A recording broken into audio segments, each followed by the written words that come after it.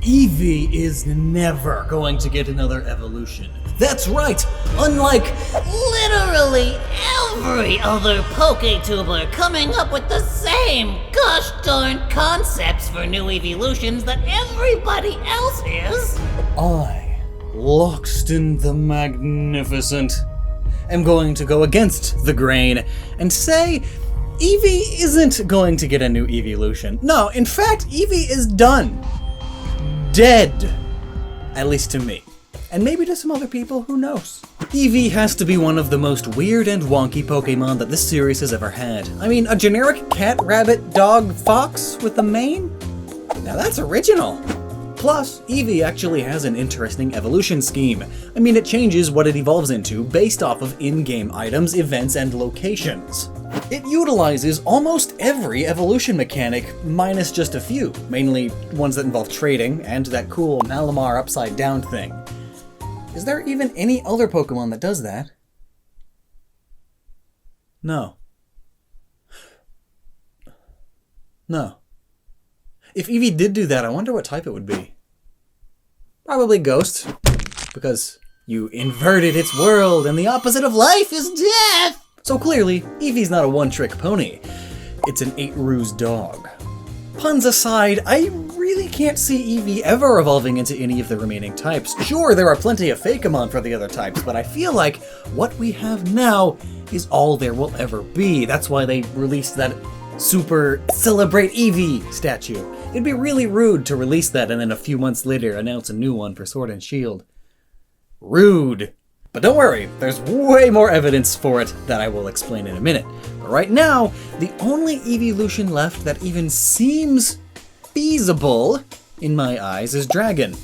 And I doubt they would just drop that one in any old game. If it's going to happen, it's going to happen in Sword and Shield. I mean, dragons are pretty important to European myth and such. And really, why would they have waited so long to add another Eevee? I know all of you people out there love patterns, so why would Game Freak break their pattern with Sylveon and only release one new Eevee? And it just happens to be of the one new type they added. Well, maybe, until Fairy was introduced, they were out of types. Yes, I know, there are like 9 other types if you count normal. I mean, that's half of the types. But hear me out. There is a neato little factoid that is the basis of most of all of this. All of the evolutions share one thing already. Prior to Gen 4, all of the evolutions, all of the types that they were considered special types, as opposed to physical types. For those of you who don't know what that means, I'll explain. You see, before Generation 4, instead of moves individually being either special or physical, entire types were special or physical. This defines how the Pokemon attacks. If it attacks with its body, like a punch, or if it hit you with magical powers, like a flamethrower, physical or special. There are a few exceptions to this rule, like Earthquake, but they are just that, exceptions. Please leave it at that. This is also how you determine what stat the Pokemon will be utilizing. The special attack stat affects moves like Flamethrower, but not Fire Punch, which is based on attack. And the defender uses their defense or special defense to block based on what that attack was. This is the current system, but prior to Gen 4, rather than basing this physical or special attack distinction on individual moves, it was based on the type of the move. Each type was considered a physical type or a special type. Most of these make sense. Rock, steel, fighting, clearly physical. Fire, electric, water, clearly all special, as even now the majority of moves in that type are special, not physical. The only one that doesn't make a ton of sense at first is Ghost. I'm serious, before Gen 4, every single Ghost type move was physical. Well no, that was a little misleading. You see, every damage-inflicting move was physical. All the other moves were status-inflicting moves, which are neither special or physical, and the Ghost type is mostly status-inducing moves. Another type that was only physical that was kind of odd was Poison. However, it's not nearly as hard to figure out as to why that is compared to Ghost. You know, those semi-corporeal beings that can just phase through objects. Yeah, completely physical. But technically, yeah, there was one more physical damage dealing move than special. So it's a physical type. Now getting to Eevee, it's been every special type there is, and I think there's a good reason for it. Every way it evolves is special. That's right, there isn't one eeveelution that evolves normally. Think about it. The first 3 are evolved with a stone. Those stones are crazy magical. The next 2 are evolved by the powers of the sun and moon and friendship. Last time I checked, being outside in the sun and loved can't turn you into a psychic. It's clearly special magic. And last but not least, the 2 that need to be near ancient sites of power, i.e. mossy rocks and icy stones. Oh, wait, I always forget the last one. Sylveon. Again, it's the same argument as the Gen 2 ones. Oh, it's affectionate and it knows a fairy move? It evolves into Sylveon. Last time I checked, if I really loved my Onyx, who happens to know Toxic, it wouldn't evolve into a poisonous snake. Imagine a naked Steelix! Ew. So, the types that are left are the types that you know there's a good chance Eevee is never going to be, otherwise known as the physical types. First off, normal. I mean, Eevee is already normal. A second evolution that's just normal would be odd to add this late into the series. I mean, wouldn't it essentially just be its true form? Wouldn't Sylveon, or Umbreon, or Espeon be closer to its true form, one that is happy and loved? Or is being happy and loved not the true form of life? Let's avoid an existential crisis and continue with the video. All of these types, steel, rock, bug, ghost, poison, dragon, ground, fighting, they all don't really scream small, fluffy mammal that's cute, which is what Eevee and its eeveelutions are. Plain truth over here, kiddos. They are factually cute. I mean, what are you gonna do? Just slap armor plating onto your rabbit fox and call it a new Pokemon? I mean, I know Game Freak is lazy, but I would hope not that lazy. Though, you know, I have always wanted a ghost Eevee that you evolve with just like a large rock that you drop onto your Eevee. Boom. Ghost type. Nah, these types, they all fit a different theme. I mean, they already are. They are physical, not special. But they also better fit cool, or rad, as the kids say. These types do not cute, fluffy things so easily. And while a lot of Fakemon fan art have good designs of what an Eevee of those types could look like, none of them really fit the official theming. Or, much more importantly to Pokemon these days, the branding of Eevee and its evolutions. So this is where I add a fun little theory, proposal kind of thing. We ain't getting any more eeveelutions, but that doesn't mean we can't get a new Eevee. A new Pokemon that shares the same gimmick as Eevee, but using the physical types instead of the special ones. Now, I'm no game design or character art genius, so don't take my word as law, please. But I feel like a reptile or a bug would fit these typings 1,000,000 times better than a small cat fox, especially if you take branding into consideration again. All of the Eevees are cute, but most of these types that it isn't, well, they aren't so cute. But they are pretty dang cool.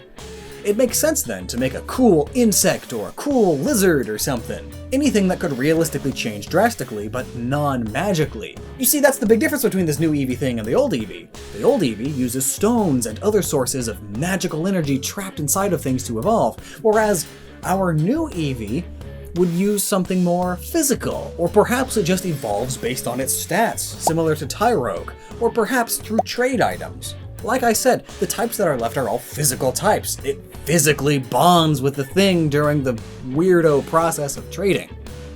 So, let's have some fun. Let's design our own Fakemon that fills in the other half of the types. The cool, new Lizard Eevee. First, let's look at Eevee. It gets its name from the letter E and V from evolution, because that's what it's all about.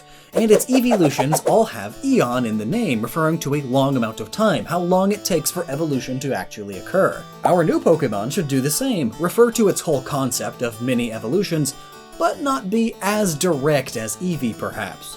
We came up with this, a generic lizard, a skink, and we've named it Skinka.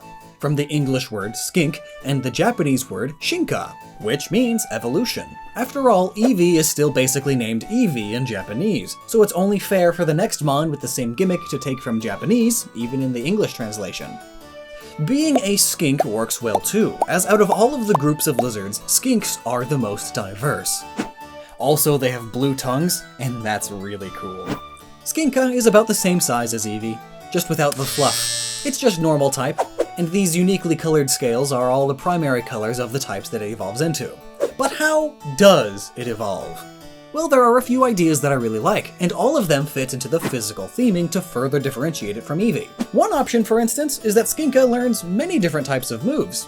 Pretty much just a huge move pool of all of the physical type moves, but only the sort of beginner type moves, you know? And perhaps after a certain point in leveling, if it knows more moves of a particular type than the other types, that's the type it will become. To my memory, there's no gimmick like this yet. But if that's too complex to program, there's always option 2. It evolves based on its hold item upon leveling up. But a difference is that it has to level up a few times with it. In a way, it learns to rely on the item for its stat boosting effects, so it prefers to use moves that it boosts. So then it becomes that type. They wouldn't even have to be new items for this new mon, just use the ones that already exist, like Dragon Scale, which already turns things into dragons. These items would include Dragon Scale, Steel Coat for Steel, Protector for Rock, and heck, pretty much most of the otherwise useless trade items for specific Pokemon that just take up inventory space because who actually wants half of these Pokemon? Who the heck wants this? What even is this? It would give all of those items another use, another purpose, besides just filling up the inventory. Plus, if not just those, there are also items of every type, not just physical, that increase the power of the moves of that type. These would be a perfect way to almost show the Skinka what type it should be specializing in. Okay, Skinka. Skink? Here's a bag of soft sand. These increase the power of your ground type moves. Skinka! You know what this means, right? You're going to be using a lot more ground type moves. Kinka! It sure would be awesome if you also got a stab bonus by evolving into that type, you know? Kink! Many hours later. You're evolving! Oh! DREDGEN. Alright, so I'll admit we aren't the best with names, but we played around with the idea of every evolution ending with gen, as in generation, as adaptation and evolution happens across generations. We also tried era, a long period of time, and we even tried dai, a Japanese kanji that denotes time passing. Hyakudai, for instance, can translate to eternity, or 100 generations. But we couldn't come up with good names for all of the evolutions using just one of these, so I'll just list the names we came up with as they appear. I'm sure in the comments you'll tell me significantly better ones. But this is DREDGEN, from dredge, meaning to dig, and gen. Other names could be Terra, or Daiger. It's based on the shovel-snouted lizard, mixed with a broad tail lizard. It digs super fast because of its shovelly shape, and even has the extra eyelid to protect its eyes when in the sand. And this is Stalogen, or Buldeye, Boldera, or Dairock. It's the rock-type evolution, and it's based on the armadillo lizard, which likes to curl up and roll around. This Pokemon uses rollout a lot, and has rocky spikes, like stalagmites, along its back. Steel is neat. We came up with the names Diluminum, Adamandai, Anodai, and such, as it's a lizard with a belly that looks like it's made of anodized steel. It's inspired from the granite spiny lizard's belly. And, well, anodized steel. Its scales are very shiny and metallic.